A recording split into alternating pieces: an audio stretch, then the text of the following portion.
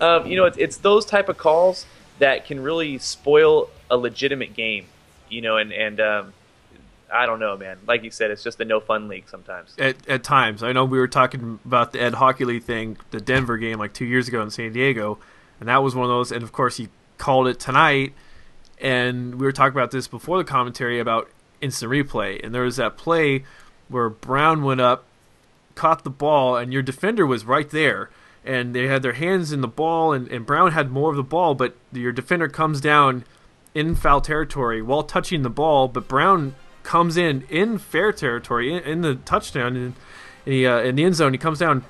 The rule on the field is touchdown. They go back, they review it, and because the defender was touching the ball and went out of bounds, it's incomplete pass. And I'm like, you got to be kidding me. The receiver with the ball in possession, which I thought would had possession, was 100% inbounds. One player touching the ball is out of bounds. I think you should go with the majority. And not only that, but honestly, I mean, if the receiver had control of the ball, and me being a Raider fan, dude, when I saw that, I was like, dude, that's ridiculous, because it was a great catch. Yeah. That was an awesome play. And obviously, he came down with both feet in the end zone. The ball was in the end zone. And if he had control of the ball, why should the defender touching that ball even matter? Because, I mean, aren't those the rules? To have complete control of the ball, to have your feet, touch inside of, the line or whatnot, and the ball crossed the plane. It did all three of those, obviously. So yeah, that was ridiculous. See now, okay, so as a Charger fan, we scored a touchdown. I was ecstatic because I'm like, okay, this is the momentum that we need. They reversed the call. Oh my god, my neighbors probably heard me yell bullshit. I was like, bullshit! Oh my god, Ed Hockley, fuck you! Oh, I was so mad. And then, that's of course, the thing too, it didn't matter. It ruined the momentum. Yeah, it did. But I mean, the Chargers scored anyways. But it took a little wind out of the sails because that was a fantastic catch, and that's something you need as a team that's struggling. At least the offense that's struggling, like Chargers. You need that great catch. But then to get it taken away, oh, it's so frustrating. But anyways, I wanted to get on that topic about instant replay or any sort of technology inside of sports. In this case, football. I mean, what are your takes on it? I'm old school, man. My takes is basically it's not needed. I think that they could utilize it for certain extreme things that may happen. But honestly, dude, it wasn't there in the past. I mean, back in the 80s and the 70s, the 90s, even the 90s. Yeah, I mean, it wasn't there. And honestly, everything went well back in those days. Well, it seems like now that they brought it in, there's just more problems. I mean, you'll see more commercials on TV nowadays in football games because of the fact that they have to review it, or the coach is throwing the red flag, his little red rag thing. I mean, I think that whatever play is initially called on the field, that should be how it is. That you should never be able to go back and question that. Yeah, it just it just seems like it takes something out. It's because, like you said, I mean, we got by in the 70s, the 80s, and the 90s, and then I think the early part of the 2000s, no replays. And then it came in, I don't remember exactly when it came in, somewhere in the, I don't know, maybe mid-2000s or maybe earlier than that. I'm not entirely sure. But it's like they survived. We had football games. They went fairly well for the most part. And the thing that always bugs me is that my counter-argument is to the whole, like, well, let's get it right. Well, if there was no instant replay, the referees would be better.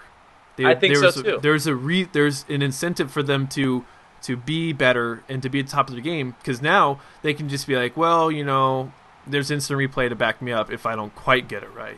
Exactly. You were just reading my mind, bro. Like, seriously, that is what it is. I think that it gives them a reason to basically lean on that. Be like, oh, well, you know what? If my call wasn't right, then the booth will take care of it. Yeah. Or the coach will throw his flag and they'll review it and they'll, look at it closer. So I don't really have to be as careful as I would be if this wasn't around. Yeah. And I don't think we have necessarily at least for football, I don't think there's a problem with, they're really good about, 2 feet in the end zone. I got a little problem with that, to be honest. I'm a little tangent for you. I don't like the whole ball crossing the plane. Like, there was one play last week where they're talking about, oh, did the nose of the football cross the plane? I'm like, no, the whole man has got to get his ass into the end zone. When it was, I think it was like Brett Favre scored that one touchdown where he put the ball on the cone, on the tower or whatever the hell it's called, the little stick. Anyways, boom, put it on there. They signal a touchdown. I'm like, his whole body's out of bounds. He's flying through the air. Reggie Bush does those famous like jumps, one hand, over the end zone, crosses the line, touchdown. I'm like, I think they need to get back to like, you got to get your ass in the end zone. Very true. Of course, if the ball crosses the line to a certain extent, like to where half your body's inside, of course, then it makes just as much sense as the whole body. But when it comes to, some of those where you can see them run out of bounds and basically just stick their hand out and get like a little teeny swipe of that corner of the inside of the end zone, and honestly, I don't even know how that could be a touchdown, but the rules are the rules, I guess, and sometimes, it's the rules are weird, man. I think it's pretty obvious I'm an old school person when it comes to that kind of stuff. Me too, man. It's just the way I am. Maybe it's just because I'm dirt ass old compared to most of the YouTube people. I think we both are, man. I don't even know how old you are, but I know that I'm dirt old. I'm 28. Yeah, I'm 31. Yeah. So I'm same age. That's horrible. Yeah, we're pretty old. This is a very old school, no. We were around before flat panel TVs, people. Oh God, it's funny you say that. I had a black and white television actually, So I did too. Oh man, it switches too. There was no remote. It was crazy. Yeah, the little clicker, I hooked up my Nintendo to those little damn. I had to get like a prong thing that went to the coax, jack, because it didn't have a jack on the back. So yeah, we're old school, man, and I think that's why we are, we have our opinions in how football should be, because we've been watching it before all this shit came out, and honestly, I think the game was more fun to watch. I still love it. I'll always love it. But it was more fun to watch in the past, when it didn't have all this new technology and stuff basically thrown into the mix, Now, I will say this, though. I understand that some of the rules are in place to protect players because there's that long history of injured players. And, that was the whole reason for this strike about, was it like post-career healthcare was a big thing? Yeah. I can understand the whole, like, we don't want to get these guys hurt. Let's protect the players, and especially from an owner's perspective, Philip Rivers got paid. It was like $92 million for the next 10 years or something. He got contracted. It was like that when they announced that on the news. I'm like, why can't the Padres why can't they put out money for players? Obviously the Chargers are doing well, but I can understand that the rules are there, especially the way they're calling certain penalties. But as long as it doesn't take away from the game. I heard that one of the commentators during the the Kansas City game talking about how they got to put dresses on some of these guys. So there's that smash mouth football that I absolutely used to love watching. That penalties really were, if they were egregious, then yes, they called them. But now it's like at that point where I think they need to take a step back. Yeah, it's everything. It's everything that they're calling. It's. Dude, how many personal fouls I've seen called just this season alone? Mm-hmm. That is it's just ridiculous, dude. And it's from things that you would see in any, you watch like the NFL's greatest hits or some, shit from the past, and you saw it all day long, dude, right in front of refs. And the refs would just pick up the ball, walk away, because it's a physical game, And of course, if you're not doing anything to that other player to basically, paralyze him or put his life in jeopardy, you get into the job knowing what's in store. You don't get into boxing and think that the referee's going to stop the game if you get hit in the head. That's what you go in there to do, to fucking get hit in the face. So you go you play football to basically get tackled and know that you possibly could get tackled if you're doing your job as somebody who doesn't perform one of those duties on the field, like the quarterback. So I understand the whole protecting the player, but at the same time, you can't nerf the world. You can't nerf the NFL.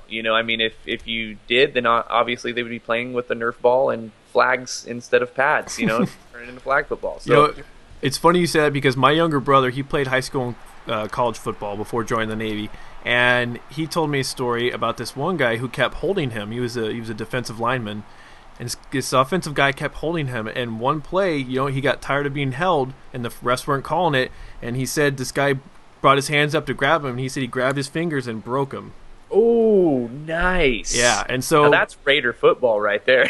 Yeah, and my younger brother, I'm 6'3". I probably weigh in most of the time about 215. My younger brother, at his max playing weight, he was about 5'11", 290. Big kid. Oh shit! Yeah, he was huge. He was a pit bull. Yeah, he. But anyways, the point is that sort of that's intense. That's football. You probably can't do that today. I mean, if some guy were to break some dude's fingers on the field, you might get flagged for it or something, or get penalized, or anything like that. So, but well, I think the major problem, I think the reason why there's so much protection going into these players is honestly because of the players nowadays. Like back in the days, you had these players on the field, but they weren't like kids that were straight from high school. Like these colleges were looking at them and taking them in at a young age, and then basically getting drafted either before they finished college or right after they get out of college to the NFL. These kids have based their whole career on football alone, and I don't think a lot of them have things to fall back on except for possibly commentating on ESPN or something like that. So yeah. I think that they basically kind of take care of them in that way to know that, I mean, if something seriously happened to them, what could they really do? And I think that's another major mistake in the NFL is all these rookies. For instance, some of these guys that, I mean, you don't even know what they're going to do in the NFL, and they'll give these kids millions of dollars. Yeah, and it's just glamorized, and it wasn't like that back in the day. It's unfortunately money can make things bad as well, and it's definitely turned some bad into the NFL, and I think has certain things to do with the protection of the players, honestly. Well, you guys experienced that with was it Campbell, or who was the holdout? Your rookie, Jamarcus Russell. Jamarcus Russell. My fucking God, dude! You know how bad the Raider Nation hates that guy? Probably pretty bad. And it's not because of how bad he did, but because of his attitude on the field. Basically just he was a flop. It's kind of like your guys' Ryan Leaf. Yeah. So yeah, exactly. We've both had that experience. It's horrible, man. You pay this guy millions, and of course Jamarcus was way more, but they go out there and they sit on their ass and they don't accomplish what everybody hoped they did. And that's why, honestly, dude, when it comes to the NFL, I think that when people get drafted, before they get to request the big money, they should actually have to prove themselves. Oh yeah, totally. 2 or 3 years into the NFL, you don't get a job somewhere and expect the boss to give you max salary, $25 an hour when the starting pay is 10 because you're special. Yeah, exactly. So it should be the same way in the case of the NFL as well. Oh yeah, definitely. Well, now, did you already have McFadden at that time? With we did not with Jamarcus Russell. Okay.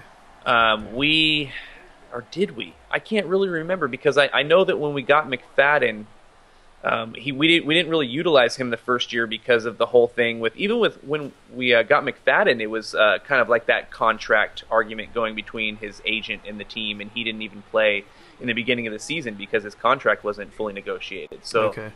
Happened with him as well. Luckily, he ended up being a great player. He's just hurt right now. Yeah. The reason why I ask is just because the whole Ryan Leaf situation. Now, at first we thought it was kind of a black eye. However, Ryan Leaf, by his actions, helped to revitalize the San Diego Chargers franchise. Because of that, we were able to pick up LaDainian Tomlinson, and so obviously that player revitalized the franchise for us. And of course, you get guys like Drew Brees as well on the team. And you start building a good franchise. So yeah, it's looked at as a bad thing as far as that period of time. But somebody was making a comment about how they saw somebody wearing a Ryan Leaf jersey, and they were criticizing the guy. Why are you wearing a Ryan Leaf jersey? And well, if you want to get into it, yes, he was a shitty player and he was bad here in San Diego, but without him, we're not where we are today.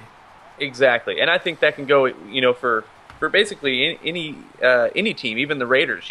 Obviously it taught the Raiders a lesson with Jamarcus Russell, and if that didn't happen, with Jamarcus Russell, then who knows where the Raiders would be at. It's kind of like the ripple, the effect, like throwing a rock in the water. Mm-hmm. If one thing doesn't happen, then obviously it's going to change the future of anything. So, obviously both of our teams are kind of benefiting from what happened in the past, because I think we're both building a very strong team, great organizations. I think that unfortunately it's just mistakes and injuries that are basically doing any damage to either of our seasons right now.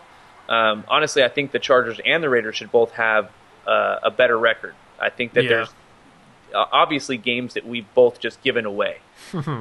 So, you know, I can honestly, sorry, I can barely talk. I can honestly see both of these teams being elite, like within the next, I'd say 2 years. I can honestly say that I think both of those teams will be battling for a spot in the Super Bowl. I sure hope so. And I'll tell you, this is a nice change. Like I mentioned before we started this commentary, there are people out there, Raiders fans, Raiders and Charger fans on both sides, because I'm not going to say that we're the good guys and the Raiders are the instigators, because it goes both ways. But it is definitely nice to be able to sit down and have a very intelligent and not, I don't know, aggressive conversation about these two football teams, because I mean when it's all said and done, it's football, it's a game, you know. So it's nice to have these sort of conversations, and I'll be honest, I'm looking forward to Week 17 now. Oh, I know you are. And I'm gonna, you know, when Week 17 comes, bro, I'm gonna be sitting there with the same feeling that I had today, and that's anything can happen, and also that it's going to be another intense game, dude. It's going to be, I guarantee you, whoever wins Week 17, it's going to be another one of those ass-clinching games where one of us is just going to be screaming at the top of our lungs in the fourth quarter. It was a heart-pounder all the way to that last sack, which was just drove me nuts. Which was unbelievable compared to the first half. It was because that last it was the whole, like, okay, we need to no huddle, get the guys, and your defense wasn't even ready. He snaps the ball, and I'm just like, just throw the fucking ball. God damn, man. But it was definitely it was stressful, man. But I'm glad that, you know, the Raiders took the win, man. You know, it was awesome that you literally, when I hit you up on Twitter, and I literally just went to YouTube and I was like, oh, you know, I saw your RTCs, and I didn't even notice they were there at first. So I was like, oh, I need to like these, man, you know, and then and watch it, you know, watch them. And when you hit me up on Twitter and you were like, you're liking my videos, you're not going to make me feel any better. I was like, that's fucking awesome, dude. This is man. You're like, let me hit you up in an hour. I need to. What did you say? I need to what? I think I need to, like, decompress or some shit. I was feeling pretty low. I was like, damn, man, are you serious? But you know what? It was one of those games, like, there's a lot invested with the rivalry, especially. Oh, and yeah, and the fact that, you know, whoever won this took the first place in the AFC West. Yeah, there was a lot riding on it. You know, it was huge, and you know, it is nice to be able to have, like, a cool conversation like this, especially between, you know, Charger and a Raider fan, dude. I mean, it usually doesn't happen, and I don't think a lot of people understand that when the game's going on, you know, it's a competitive sport, so talking shit is always going to be there, but I think that there's a certain line that you have to draw, and I think that a lot of fans, and I'm going to say this as a Raider fan, I'm going to admit a lot of my fans can take it too far, you know, and it doesn't need to go that far. You know, there's a certain way of talking shit and literally just getting personal, and I think that unfortunately there's too many people in the Raider Nation that get a little personal with it, and I'm going to fucking kill you, you know, that that whole like crazy, you know, shit, you know, this Ice Cube gangster shit, but you know, it's cool. This is the way it should be. You know, after a game, you know, it was a great game, and of course, you know, it hurts your team, and it benefited mine. But in the end, man, it was a great game. We both enjoyed watching the game, and you know, you never know what's going to happen the next time we play. Yeah, oh, exactly. So, all right, are you up for Week 17 post game or even pre-game commentary? Oh, I'm down with it. Cool. You know. Yeah, we'll probably have to do like a season-ending commentary. I don't know. Maybe we'll get it up. We'll do a Yahoo Sports thing. Yeah, and you never know, man. We might even be doing like a whole little, you know, wild card and you know, division winner playoff type of thing. I hope so. Let's keep our fingers crossed, man. I'm going to. But all right, so we're gonna probably have to put this up into 2 different videos or something. But anyways, hey, I appreciate you coming on. Oh, definitely, man. It's been a pleasure. And I've enjoyed it. I've enjoyed this whole day, actually. All right, guys. We'll talk to you later. Sounds good. Later, guys.